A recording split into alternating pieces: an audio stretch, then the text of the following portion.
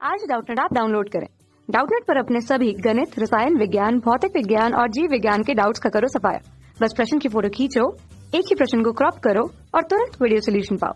अभी डाउनलोड करें। प्यारे छात्रों, हमारा प्रश्न की श्रेणी 1, 2, 4, 8 तथा 256, 128, 64 के पीवे पद बराबर हैं, तो पी का मान ज्ञात कीजिए। आइए हम इस प्रश्न को हल करते हैं।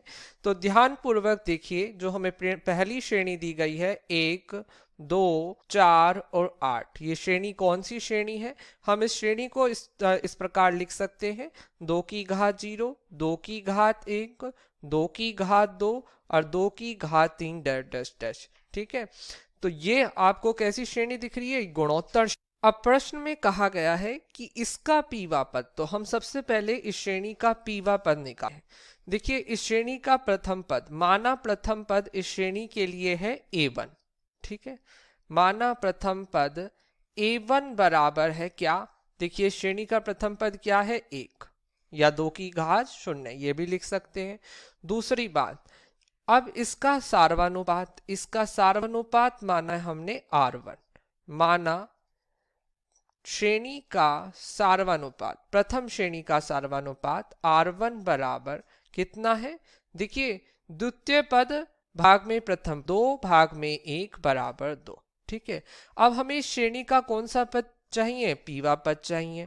आप जानते हैं गुणोत्तर श्रेणी में nवा पद निकालने का सूत्र T of n a r की घात n-1, जहां a प्रथम पद है और r सार्वनुपात है, तो इस श्रेणी के लिए क्या हो जाएगा? a1 r1 की घात p-1, या a1 क्या है? 1, r1 क्या है? 2, 2 की घात p-1, या इस श्रेणी के लिए पीवा पद आ गया 2 की घात p-1, समीकरण संख्या 1। ठीक, अब देखिए एक दूसरी श्रेणी दी है। दूसरी श्रेणी क्या है? 256, 128, 64।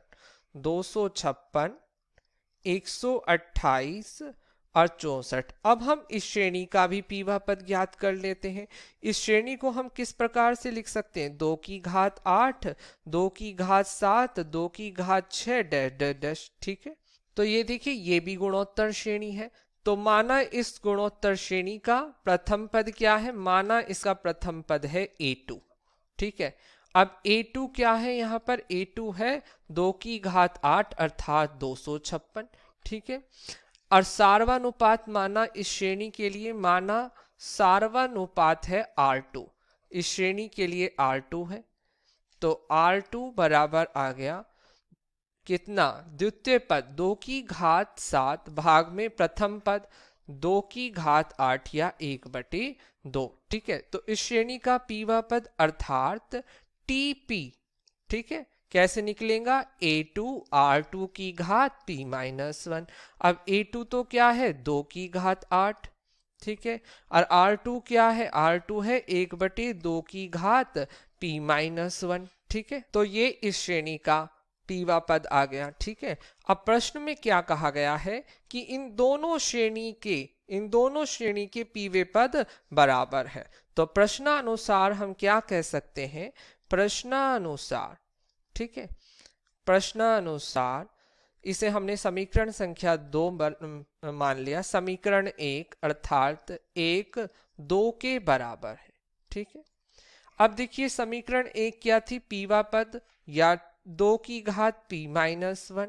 ठीक है, और यहां पर ये क्या है? 2 की घात 8 और 1/2 की घात p-1। ठीक है, अब ये देखिए 2 की घात p-1 और ये भी 2 की घात p-1 है, ये भी गुणा में चली गई और यहाँ पर आ गई 2 की घात 8। ठीक है, 2 की घात p-1 प्लस p-1 बराबर 2 की घात 8, या 2 की घात p प्लस p-1 या 2p-2 बराबर 2 की घात 8, या यहां से क्या आ गया? तुलना करने पर 2p-2 बराबर 8, तुलना करने पर। ठीक है, ये आ गया। तो यहां से इस प्रकार आप क्या कह सकते हैं? 2p बराबर 8 प्लस 2 या 10, या p बराबर आ गया 10/2 बराबर 5। ठीक, और देखिए हमें p का मान ही इस प्रश्न में ज्ञात करना था और यही आपके इस प्रश्न का उत्तर है। धन्यवाद। कक्षा 6 से 12वीं से लेकर नीट, IIT, JEE वो एडवांस के लेवल तक 1 करोड़ से ज्यादा छात्रों का भरोसा। आज ही डाउनलोड करें डाउटनेट ऐप या व्हाट्सएप करें अपने सारे डाउट्स 8400 400 400 पर।